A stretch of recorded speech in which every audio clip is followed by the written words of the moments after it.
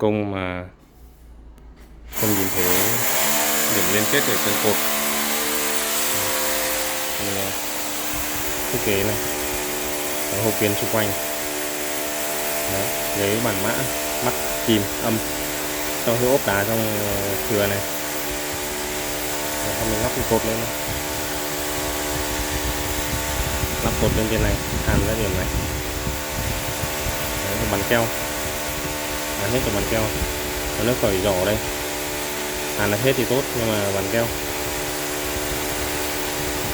đây này.